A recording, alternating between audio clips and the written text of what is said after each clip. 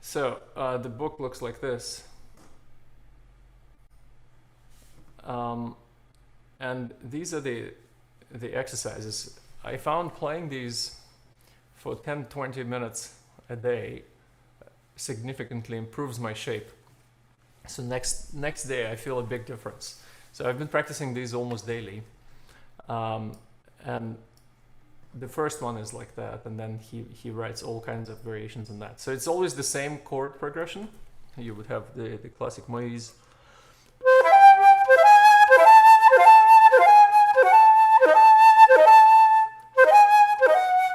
Sorry, I think I'm mixing up a few chords, but anyway, it's always the same chord progression, but different variations.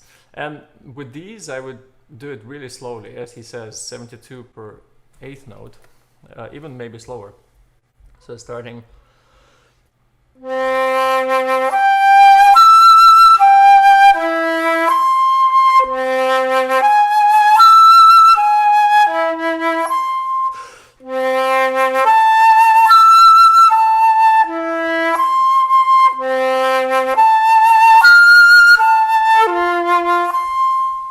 So for me, the thing to watch out for is legato.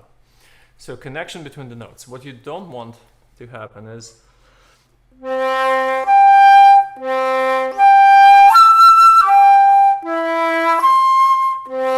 so you don't want to have any holes between the notes.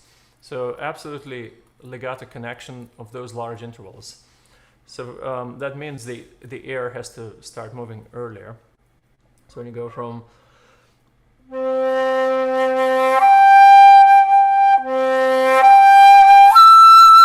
so you accelerate the air before you reach the note, and the moment you get to the note is the moment when you get the full speed. So already on halfway through that low C, the speed is almost an octave higher. I think something like this. See, if I just do that without changing fingering, I get the C because it reaches that speed already. So I think it's important that the same thing happens when you go back down.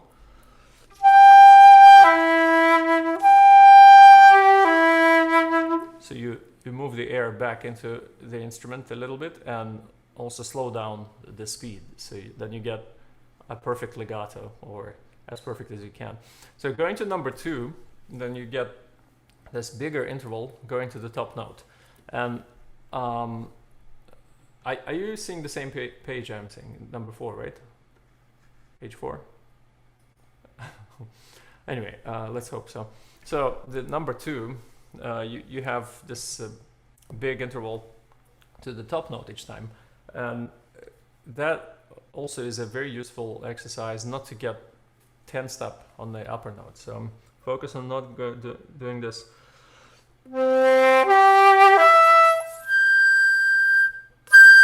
You know, because sometimes we start pinching the upper note. So the key here is the same. Accelerate the air enough to get that note nice and beautiful. And if it's a bit louder than the rest, it's fine. I think it's better this way, so they're all full and your absolute best tone. So it doesn't matter if that note sticks out a little bit.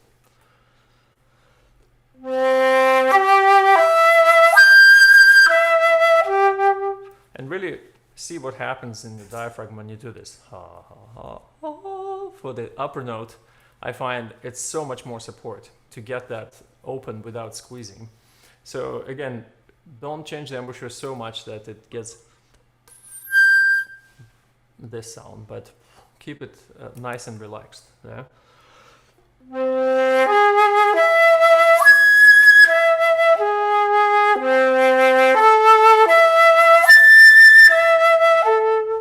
So obviously in this one, the focus is on the upper note. And then number 3 gets a little bit harder. So you get to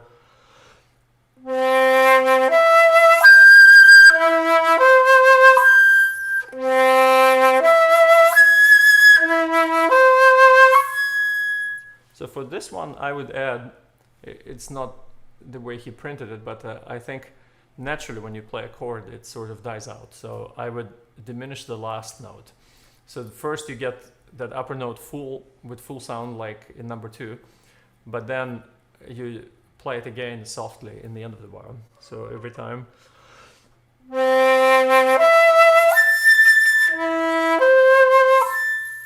And sometimes I would change the fingering for the last note, like for instance for that A. I think nothing wrong with moving your pinky to C sharp. And same for the A flats, use the regular fingering, which is this, and then the sharp fingering, which is that for the note in the end of the bar. Now, another excellent thing about this book, even though it's not exactly related to warm-ups, but it has one of the best trills exercises I've seen written. So I would practice these as well if I have enough time during my warm-up, or at least practice half of them, because there are a lot. So the trills, I'll go through them very quickly. So you could do first line just the trills, like this.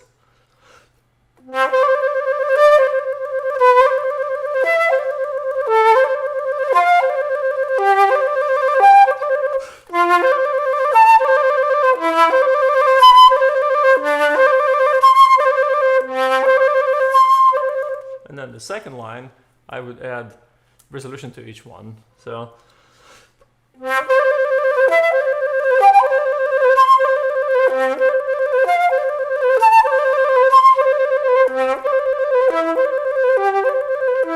etc. So you practice it the same way with all of the trills. Some of them are harder than others, and sometimes one of your hands gets tired and you're happy to switch trilling to the other. Then you get to number 5. Sorry I spent so much time on this book, but I think it's really an amazing book for warm-ups. So number 5 is exercise which I think was inspired by Rigoletto, the difficult passage in Rigoletto for the flute, which goes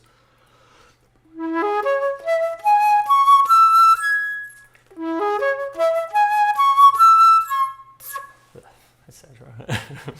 So you get the idea. It's still early in the morning, and with AirPods it's hard to get that. So this exercise is working on that, on diminishing to the top without squeezing, and then holding the last note long. So you start on the easier chord.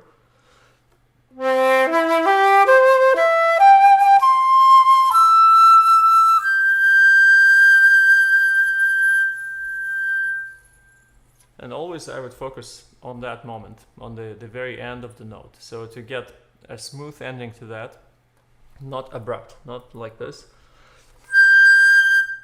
So what you don't want is to cut that note like with scissors, but to have a nice taper. And as you keep going, it gets harder and harder because the notes are getting higher and higher. So by the end of that, you get to the top, even C sharp in some cases, which can be tricky, I think, with pianissimo, but take that with a grain of salt when you get to that point, because for top C sharp, pianissimo dynamic would be different from pianissimo for G, of course. So this is absolute pianissimo, I think, for that note. I mean, unless you do something else with fingerings. So don't stress yourself over it. I think pianissimo is a color more than a dynamic. So get your pianissimo color on that top C sharp, even if it's twice as big as the G or 3 times. Then there's the octave exercise, which is wonderful too. And the rest of the book is kind of similar. Oh yeah, there's number 7 is for chromatic scales. Then semitone trills, and this one is a bit painful. Number 9 is for low notes. I often skip that one, but it's a great practice, a little bit taxing. So of course, playing through the entire book takes a lot of time, and I would do that only when I'm really out of shape. So number 14 is similar to number 9, just with a bit more notes. So you go from low C all the way to high B, etc. And then you have more variations on the same things, basically. So this is a book I highly recommend everybody to buy. Marcel Moïse, 20 exercises and etudes, exercises and studies in long slurs, trills, poses, etc. for the flute. That's the English title. Okay, let me stop the screen share. Now, how are we doing with time? We have a few minutes. One thing about harmonics I forgot to mention is also another way to practice them is to practice diminishing the notes. Similar way like in Moïse number 9, which I was playing. So when you play an upper note,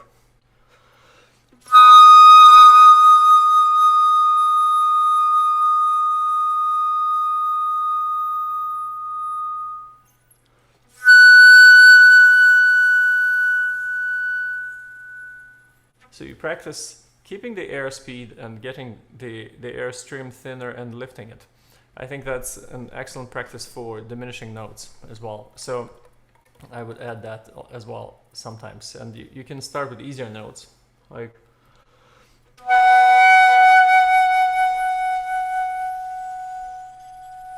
so listen always for the harmonic below. If you hear that coming in, then speed up the air, because sometimes that happens when you do.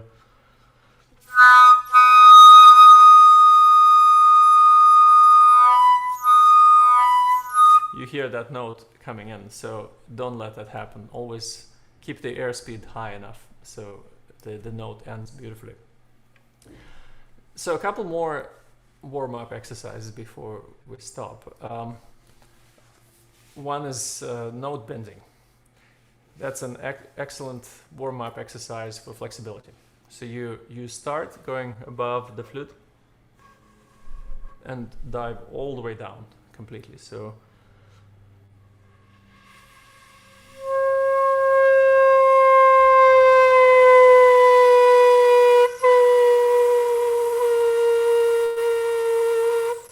you really let the air above your upper lip push it forward, so you can direct the air into the flute.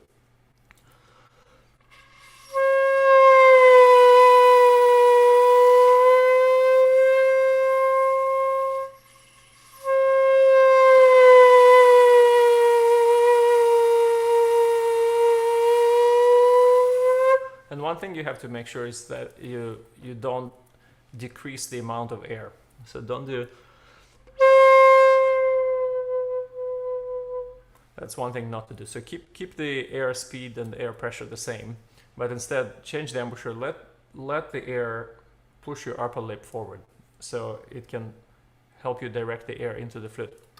I think this is an excellent exercise, also related to finding harmonics in tune, but I'm not going to get into that right now. But just for flexibility alone, it's an amazing thing to do in the morning when you start from there, stretching all the way down. So for me, that's same as stretches for athletes. You know, you don't necessarily have to have that much flexibility when you run, but if you do those stretches before, you feel much better. So kind of same thing for the flute. And the last exercise I want to mention is loud soft. So that's also related to intonation and great for warm-up. So similar for the movement up, down, down, up rather. So the air always goes down for the forte and up for piano. So you play, I think it's also in Moïse, one of Moïse books. So you do.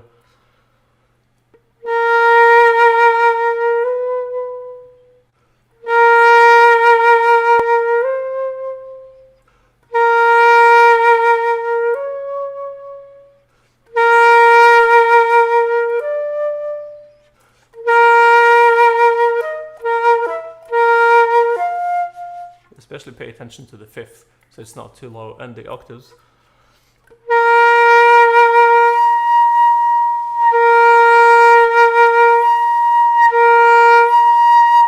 Make sure it's not too low on the top note. Now I was pushing it a little too high, I think. But this is a great warm-up, and even better way to do it is to go both ways. So you go first up,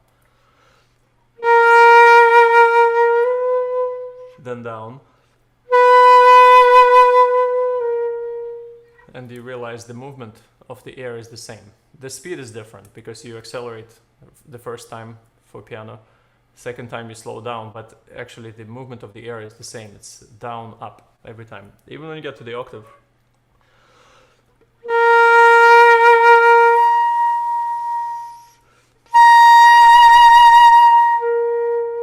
It's still down for the upper note and up for the lower note.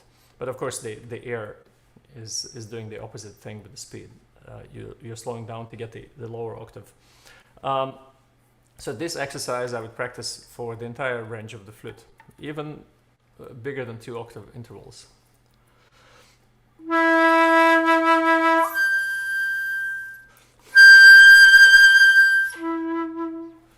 This was not a good legato on the last interval, so I would redo that. Try to connect those.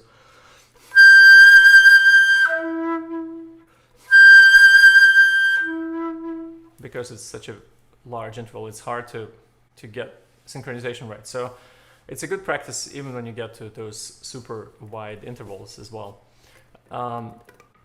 So these are, I think, all the main warm-up exercises I wanted to cover. It's funny to have everybody on mute because you don't really feel like you're talking to people. Great.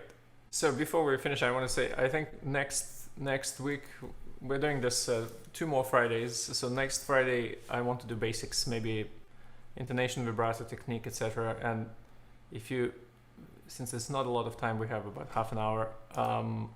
If you guys want to send your requests, we can like do a little questionnaire maybe.